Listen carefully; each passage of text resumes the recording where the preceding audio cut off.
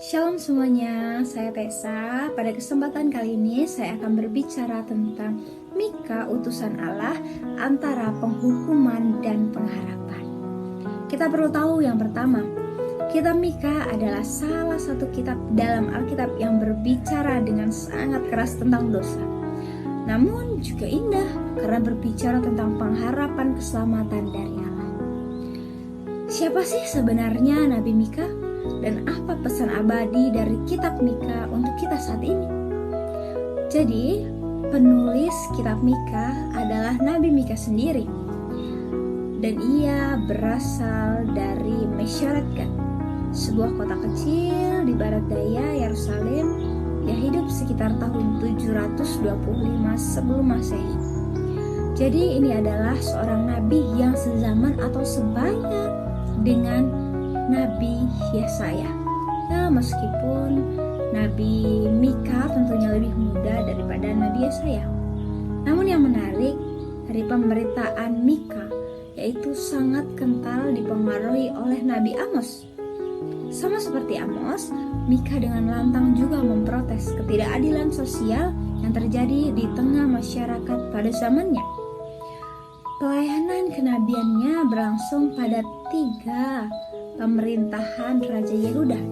Yang pertama Raja Yotam, yang kedua Raja Ahaz, dan yang ketiga Raja Hizkia. Namun puncak dari pemerintahan yang paling kuat terjadi pada zaman Raja Hizkia. Para ahli juga berpendapat ada kemungkinan nubuat-nubuat ini juga dilanjutkan atau diedit oleh murid-murid Nabi Mika pada saat itu. Kita akan melihat struktur unik. Struktur ini unik karena bergantian antara bencana dan juga keselamatan. Kitab Mika terdiri dari 3 bagian besar, dan di setiap bagiannya selalu ada bencana lalu diselamatkan oleh keselamatan yang berasal dari Allah. Pada bagian yang pertama, yaitu pasal 1 hingga pasal yang kedua, diawali dengan berita penghakiman terhadap Israel dan Yehuda. Ini merupakan suatu kritik sosial yang tajam. Kemudian ada keselamatan di pasal yang kedua. Tiba-tiba di tengah berita penghukuman muncullah harapan tentang keselamatan bagi sisa-sisa Israel yang setia.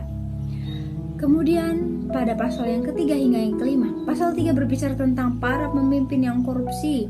Akibatnya Sion dan Yerusalem akan menjadi tumpukan-tumpukan puing. Lalu di pasal yang keempat hingga pasal yang kelima berbicara tentang membalikkan keadaan dengan nubuat yang indah tentang ziarah bangsa-bangsa ke Sion. Pedang ditempa menjadi bajak, dan yang terpenting janji Mesias yang lahir di Bethlehem. Pada bagian yang terakhir, yaitu pasal 6 hingga pasal yang ke-7. Pasal 6 berbicara kembali tentang bencana. Bagian ini seperti sebuah pengadilan. Allah menggugat umatnya dan diikuti dengan proklamasi bencana. Namun pada pasal yang ke-7 berbicara tentang keselamatan. Kitab ini ditutup dengan sebuah akhir yang menakjubkan.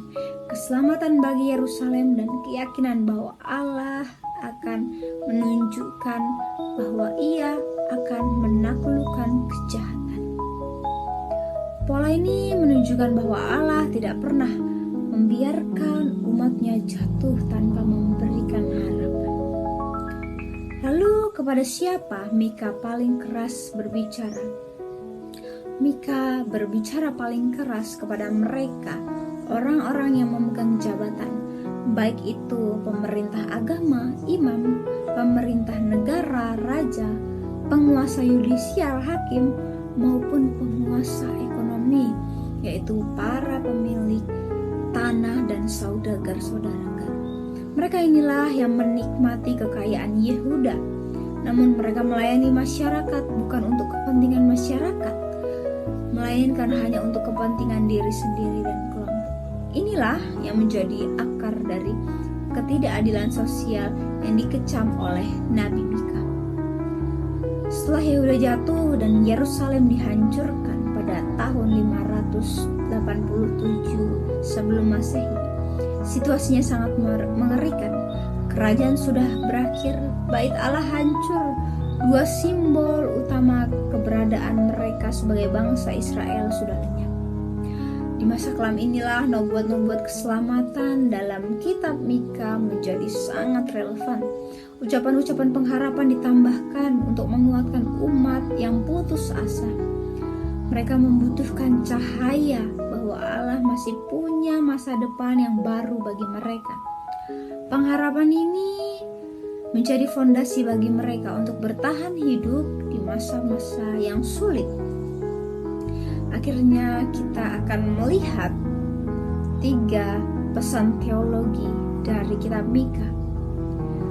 Yang pertama yaitu Allah di posisi utama. Allah adalah pusat dari segalanya, otoritas yang harus diutamakan dalam seluruh aspek kehidupan bangsa Israel dan manusia pada masa kini juga. Yang kedua yaitu kekudusan dan praktek hidup. Hubungan yang baik dengan Allah tidak hanya soal ritual ibadah, tapi harus tercermin dalam praktik kehidupan sehari-hari yang kudus. Ketaatan adalah kunci. Kehadiran Allah di tengah umat akan terpelihara hanya jika mereka bertekun dan melakukan segala perintahnya dengan penuh ketaatan. Nabi Mika mengingatkan kita bahwa Allah sangat membenci ketidakadilan, tetapi kasih setianya jauh lebih besar dari segalanya.